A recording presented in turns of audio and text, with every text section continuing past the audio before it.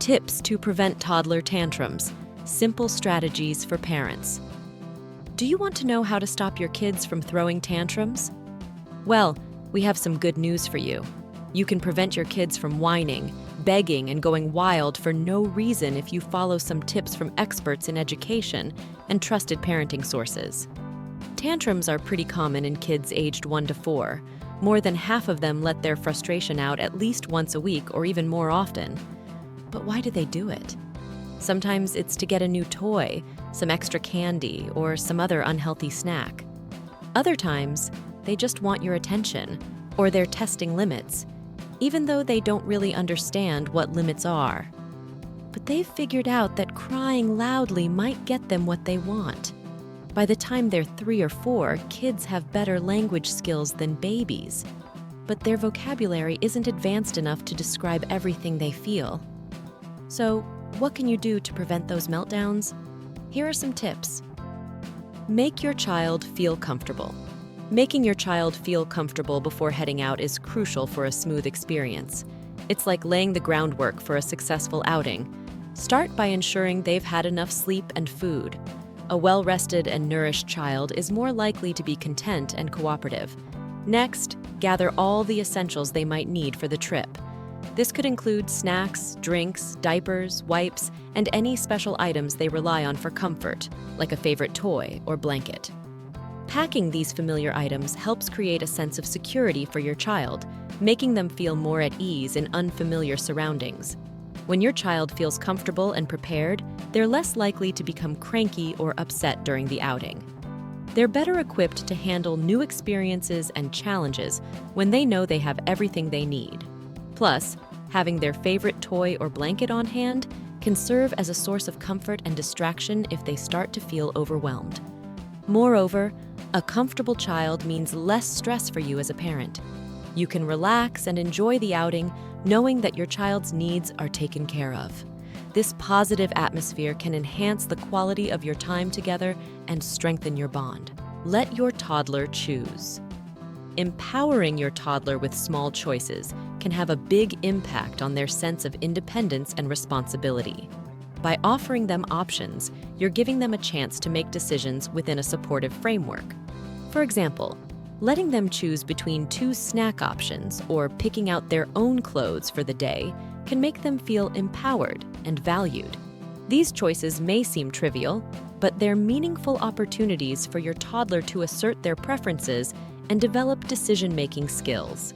By respecting their choices, you're showing them that their opinions matter and fostering a sense of autonomy. This can help prevent tantrums and power struggles as your toddler feels more in control of their environment. Moreover, allowing them to make decisions teaches valuable lessons about consequences and responsibility. As they experience the outcomes of their choices, they learn to navigate decision-making in a constructive way.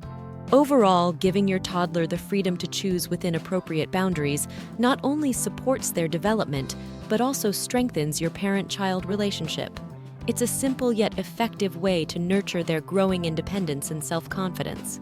Find out what's really bothering your kid. Sometimes, it can be hard for young children to express themselves, especially if they're under 2.5 years old and don't have a lot of words yet. To help them communicate their needs, you can try using simple sign language. Create basic signs for things like food, milk, sleep, and play. This can give your child a way to tell you what they want or need, even if they can't say it out loud yet. It can reduce frustration for both of you and strengthen your bond. Distract your little one. When you notice your child starting to show signs of a tantrum brewing, it's time to switch gears. Distracting them with something else can be a game changer. Take a leisurely stroll together or snuggle up with their favorite storybook.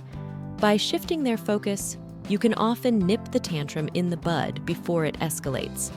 The key is to offer an alternative that captures their interest and redirects their emotions. Sometimes a change of scenery or activity is all it takes to break the cycle of frustration or anger. Plus, engaging in a positive interaction can help strengthen your bond with your child. Become a good teacher for your kid. When your child faces challenges or feels overwhelmed, it's a chance to be their guide. Instead of reacting with anger or frustration, use these moments as teaching opportunities. Show them how to navigate their emotions in a constructive way. By modeling patience and resilience, you demonstrate important life skills. Encourage them to take deep breaths, count to 10, or express their feelings with words. These techniques not only help in the moment, but also lay the foundation for healthy emotional regulation in the future. Do not provoke tantrums. Prevention is often the best strategy when it comes to tantrums. Be mindful of situations or triggers that might set off your child's frustration.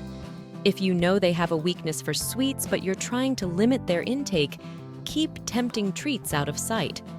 Creating a supportive environment reduces the likelihood of meltdowns and promotes positive behavior. It's about setting clear boundaries and setting your child up for success. By avoiding unnecessary conflicts, you can foster a harmonious atmosphere for everyone in the family. Use positive words. Instead of always saying no or don't, try using positive language to guide your child's behavior. Instead of saying, "Don't run," you could say, "Let's walk, please." This approach focuses on what they should do rather than what they shouldn't, encouraging cooperation and understanding. By framing instructions in a positive light, you can motivate your child to follow directions while also fostering a supportive and encouraging environment. Keep a straight face. When faced with whining or tantrums, it's important to remain calm and consistent. Introducing a rule where you don't respond to whining can help discourage this behavior over time. Use a nonverbal signal, such as pulling your ear or holding up a hand, to indicate that you're not going to engage with the whining. Consistency is key. Over time, your child will learn that whining doesn't yield results and may start to communicate their needs in a more effective manner. Give praise when the kid deserves it. Acknowledging and praising your child's positive behavior reinforces good habits and encourages them to continue making positive choices. Whether it's completing a chore, sharing with a sibling, or showing kindness to others, be sure to express your appreciation. Positive reinforcement can boost your child's self-esteem and motivation, making them more likely to repeat the desired behavior in the future. Remember to be specific in your praise, highlighting exactly what they did well. Be smart about pocket money.